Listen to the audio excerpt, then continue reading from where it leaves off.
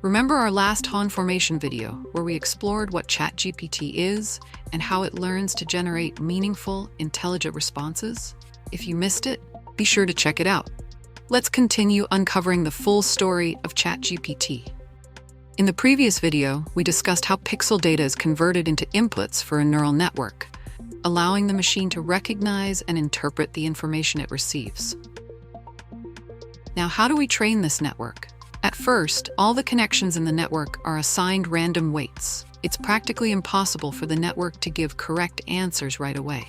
In fact, what we call machine learning or training artificial intelligence is essentially the process of adjusting these weights. You can think of each weight as a knob that can be turned up or down, and the process of figuring out the right settings is what we call learning. This is where another key term comes into play: big data. To train AI, we need a well-labeled dataset. For example, in our handwriting recognition task, each handwritten character must be clearly identified in the dataset. This is similar to when websites ask you to prove you're not a robot by selecting images of certain objects. Those tasks help create high-quality datasets. The more diverse and clean your dataset is, the smarter and more accurate your AI will be. Think of the difference between someone who has read just one book and someone who has read 1,000. For our handwriting recognition AI to be effective, we need to show it a large number of handwritten digits. At the start, the AI will give nonsense answers because it hasn't learned anything yet. But that's not a problem. How does it work? We can use a method called backpropagation to train the network. This process rewards correct answers and penalizes incorrect ones, similar to how you would train a puppy. During backpropagation, the connections between neurons are strengthened or weakened based on the accuracy of the network's output. This is very similar to how learning happens in our brains. When we learn something new, the connections in our brain strengthen. When we forget, they weaken. How machines get rewarded and punished. But what does it actually mean to reward or punish a machine? It's not like we can give it a treat or scold it. Instead, we use something called a cost function. The idea behind it is simple. Since we know the correct answers in our labeled dataset, we can measure how far off the AI's guess is from the true label. This difference is the cost. If the AI makes a poor guess, the cost is high.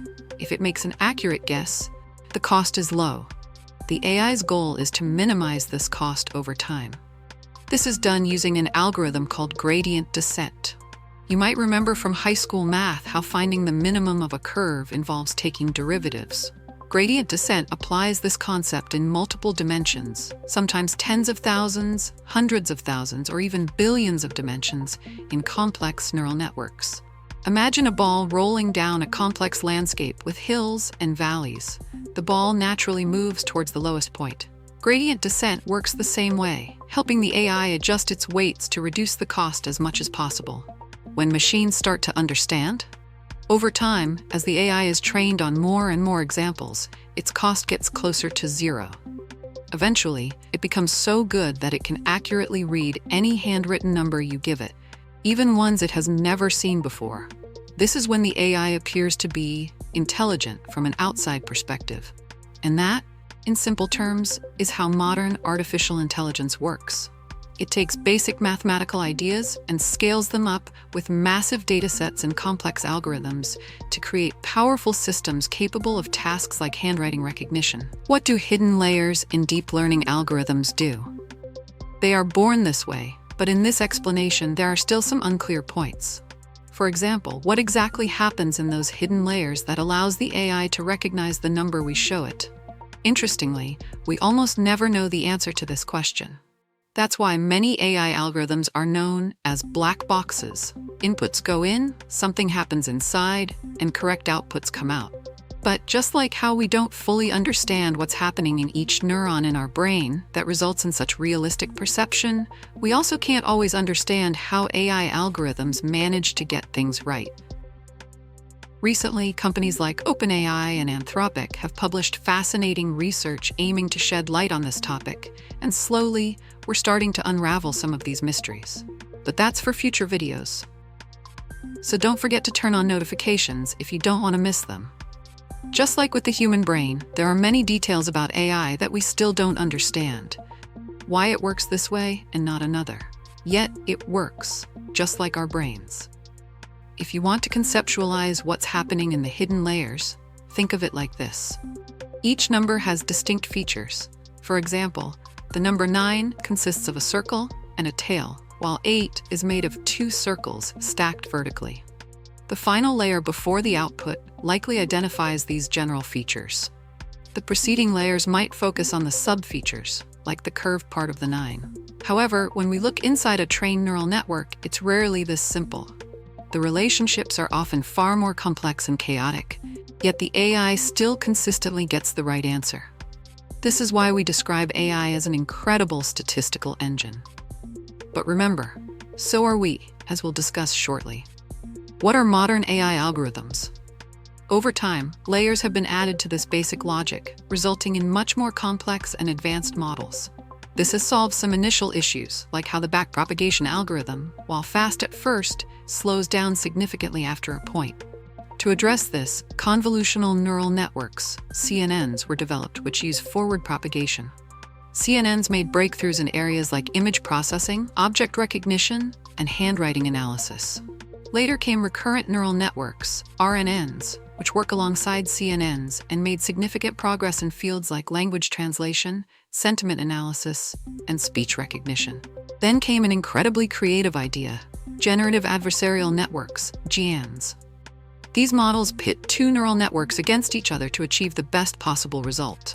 GANs have revolutionized image generation, enhancement, and even human-like text generation.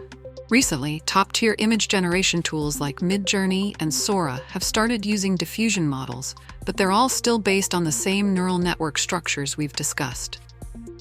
In 2017, an algorithm called the transformer was developed, marking a historic revolution. This model introduced an additional layer inspired by a new dimension of human learning: attention. Think about teaching a child something new. If they can't focus on what you're teaching, or focus on the wrong parts, they'll learn incorrectly or not at all. This is why many children today struggle with attention deficit-related learning issues. When we added an attention layer to AI models, the possibilities expanded dramatically. Previous models like RNNs often placed more emphasis on recent inputs and neglected earlier ones, which isn't how humans learn. Humans rely heavily on long-term memory. Attention mechanisms give AI the flexibility to weigh different inputs appropriately, improving its learning process. How do machines learn meaning? To help machines understand meaning, we use a process called embedding. Imagine a chatbot like ChatGPT. Initially, words are meaningless to it.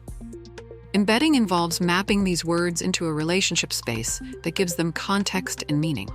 This allows AI to understand the semantic relationships between words. By training AI on massive text datasets, similar words start to cluster together in this meaning space. To achieve this, we break down data into smaller pieces called tokens. In text models, tokens might be common words, syllables, or even characters. In image models, tokens could be pixels or pixel groups. For audio models, tokens could be fragments of sound waves. These tokens are then represented by vectors, arrays of numbers that define their position in a multidimensional meaning space. Words with similar meanings will point in similar directions, while unrelated words point elsewhere. The AI processes these vectors through a series of mathematical operations, allowing the tokens to interact and exchange meaning. Over multiple layers, the AI refines these interactions and eventually generates a final vector that predicts the next most likely token in a sequence, like guessing the next word in a sentence. Those who used early versions of GPT will remember how fascinating it was to watch the model predict the next token with surprising accuracy. How does it know what to say? At first, GPT wasn't even a chatbot. You couldn't ask it questions like you do now. You'd just give it a hint and it would complete it based on what it thought should come next.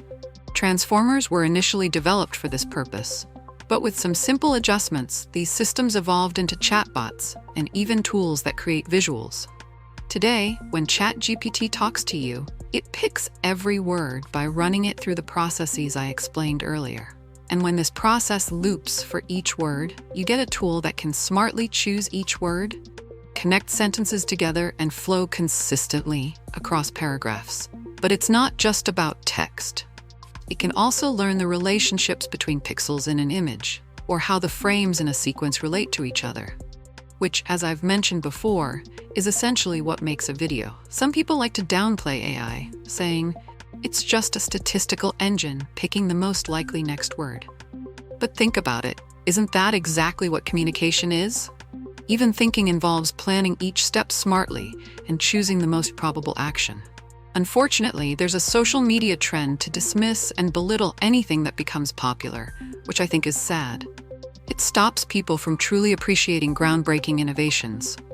In short, the GPT model that sparked the AI revolution became possible thanks to the core principles I just summarized. But here's an interesting fact.